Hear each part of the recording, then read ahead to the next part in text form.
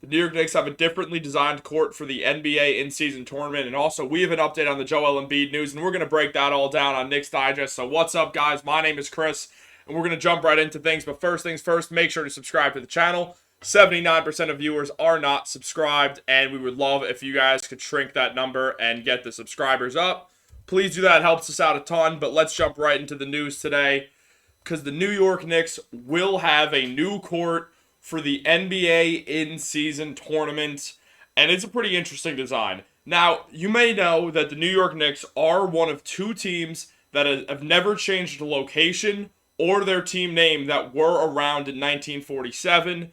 The Knicks and the Boston Celtics are the only team from 1947 when the NBA started that have not moved locations or changed their team name. A famous one is how the Minneapolis Lakers obviously became the Los Angeles Lakers, and now their name makes no sense, but no one cares because they're the Lakers. It is what it is. Let's take a look at this Knicks court. It's pretty interesting. It is almost completely orange.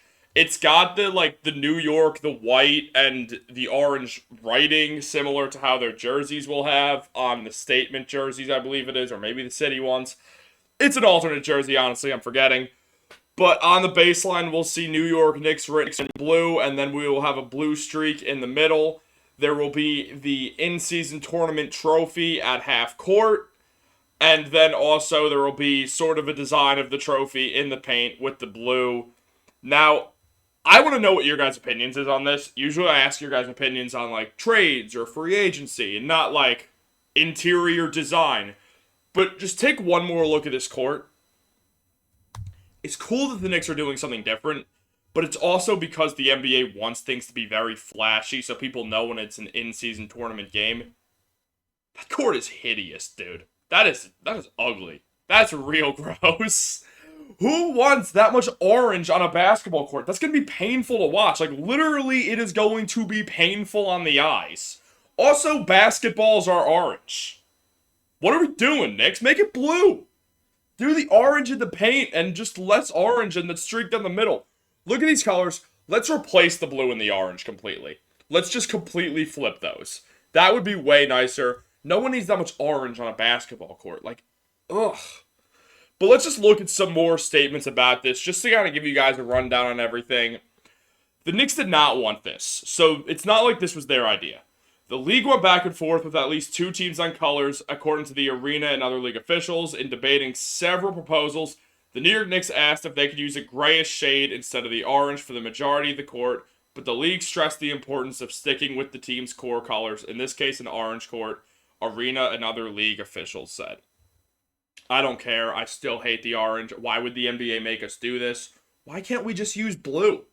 Blue is also one of our main colors.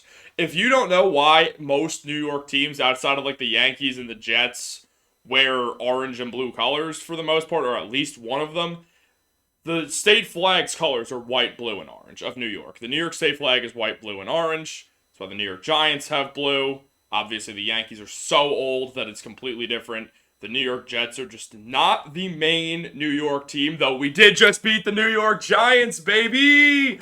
No, I just had to show my football fandom very quickly. But absolutely, the New York Mets also do the blue and orange. That is why that all these colors have, or all these teams have these colors in New York, why the blue is so stressed here in New York. But please, blue is the main color on the jerseys. Look at the jerseys behind me. The John Starks one right there. There's a Walt Frazier one right there in case you can't read it or can't see the number 10. There's an RJ Barrett jersey right there.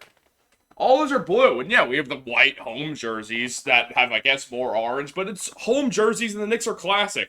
Obviously, their home jerseys are going to be white. And they're not going to change the color of the numbers. You can sort of see a Bernard King jersey. You can see half of it in my screen right now. I don't understand this at all. I'm not really a big fan of these colors. And now, let's just take a look at why this is the case, or more of just a breakdown on this. The courts will be used for group play in the quarterfinals. Showcase a bold and distinctive design scheme league-wide, making it instantly clear to fans which game carries an NBA in-season tournament implication. The unified look represents the first time the league has implemented an alternate court for all 30 teams, and with the first time that any NBA team has played on a fully painted court with no wood grain details, which is why they're doing these colors to make things look all modern and interesting.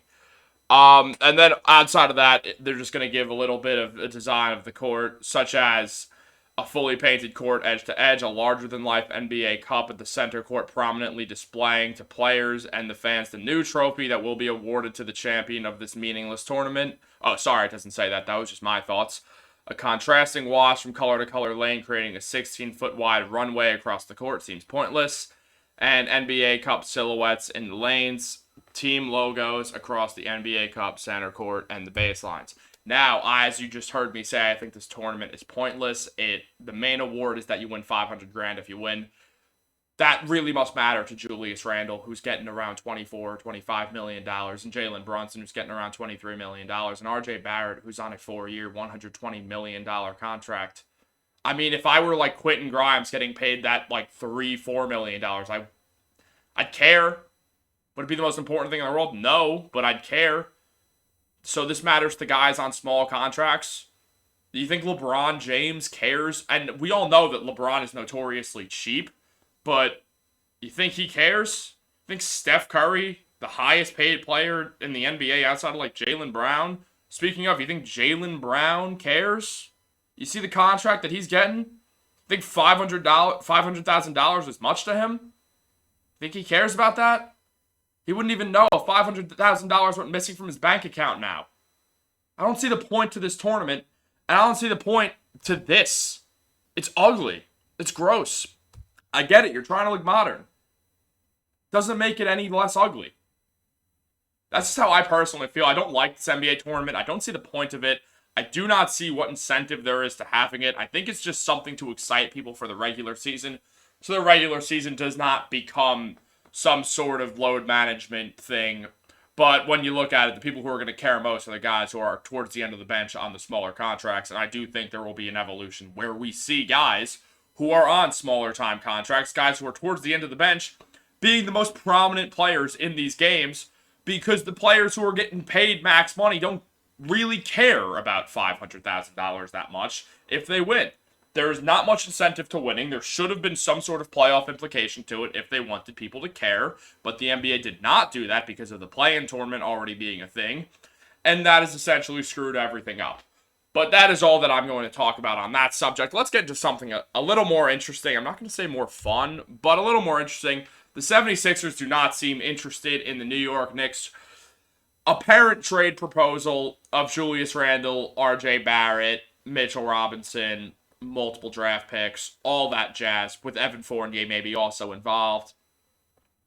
The 76ers don't seem interested. And of course they don't seem interested. They think that there's a world where James Harden will come back and play hard, or that they could get something for James Harden that they could flip for another star and continue competing with Joel Embiid.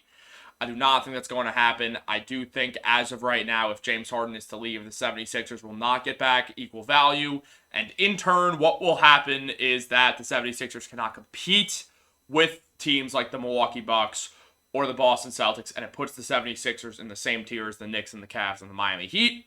And then you're fighting an uphill battle because Joel Embiid's going to have so much put on his plate, both in the regular season and in the playoffs, and I don't think that is a measure for success.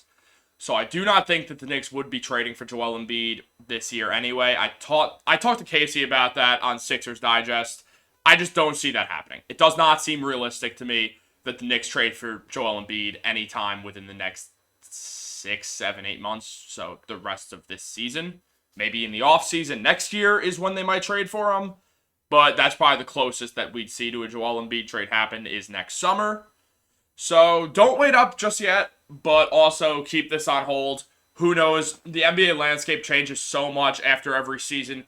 We don't know how Joel Embiid's going to feel. We don't know where James Harden's going to be. We don't know where Daryl Morey's going to be because fans are not really thrilled with him at the moment. If you're a 76ers fan, you might see that. It's a whole ordeal.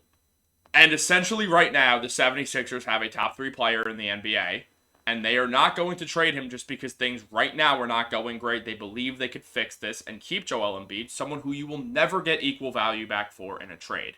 Because what happens is when you trade a player that good, you are not going to get someone who is going to become that player. Julius Randle is never going to be as good as Joel Embiid. RJ Barrett's never going to be as good as Joel Embiid. Mitchell Robinson will not be. Evan Fournier is older than Joel Embiid and is Evan Fournier. Not saying anything bad. He deserves to be in a rotation, just not the Knicks rotation. And those draft picks probably are not going to become a Joel Embiid-esque player either, because then you're asking a draft pick that's going to be a late round or a late first rounder to be a top 3 player in the NBA and win MVP and average 33 points and 10 rebounds per game on over 50% shooting, that is, with also a block per game. So yeah, I don't think that Joel Embiid would be coming to the Knicks this season anyway, so I'm not really that thrown off by this, but let's just take a quick look. According to Ian Begley, the 76ers didn't take it seriously in reference to the proposed package New York was preparing to make for Embiid if he were to request a trade. Begley added the belief within the 76ers organization is Embiid is committed to competing for a title with the Sixers and finishing his career in Philadelphia. That is wishful thinking. Everyone has a breaking point. Every single player. Joel Embiid has dealt with a lot with the Philadelphia 76ers. The Ben Simmons saga. The James Harden saga. The injuries. The team that was full of centers. The 70 centers. If you remember that. Remember, Joel Embiid was picked. Then Nerlens Noel was picked. And Philadelphia desperately needed a point guard. And they picked Jahlil Okafor, a center, who also did not have the greatest NBA career. Yeah, had a good rookie year, though, so shouts to Jahlil Okafor for that great rookie year. But you know where I'm going with this. Embiid has dealt with so much BS with the 76ers, he will hit a breaking point. He wants to compete for a title. We've all seen the quote, whether it's in Philadelphia or somewhere else, the New York Knicks are the most enticing option for a guy who already has a family, who is 30 years old, or going to be 30 years old very soon, who has a wife, who has children, who does not want to uproot his entire family and his entire life and move across the country when you could do a 2-hour drive up to New York. It's really 3 hours because of traffic, but you know, what could be a 2-hour drive for Joel Embiid, a 40-minute flight or something like that? Because he's Joel Embiid, he's an NBA superstar, he's getting paid that private jet money, which he well deserves. The Knicks are the most enticing option for Joel Embiid. I've said this before, and I'll say it again. And because of that, essentially what we are looking at is the 76ers are going to be wrong here. And Joel Embiid will hit a breaking point, and he will leave the Philadelphia 76ers unless they can somehow fix the Harden saga. Because then they do have a good enough team to compete with the Bucks and the Celtics. I believe this is the best team Joel Embiid has ever had around him as long as James Harden stays. So that's their hope, is if Harden stays, the Knicks will have to not move on, but put this on hold, which will be fine for now. Because, again, they're a younger team. They don't need to rush into anything. But also, you have the impending extensions of Brunson and Randle, which will make salary caps a little interesting. So that's really all that we have time for today. It was a bit of a longer video. I did not expect to talk about the NBA in-season tournament that much, but I did have a lot of opinions on it, because I really don't like it. And then the Embiid stuff, you always get carried away. So thank you so much for tuning in, guys. Make sure to like and subscribe to the channel. I'm not really going to do a long outro. It's too much. We're at 13 minutes as it is. So remember, have a good day, and go New York Knicks basketball, baby.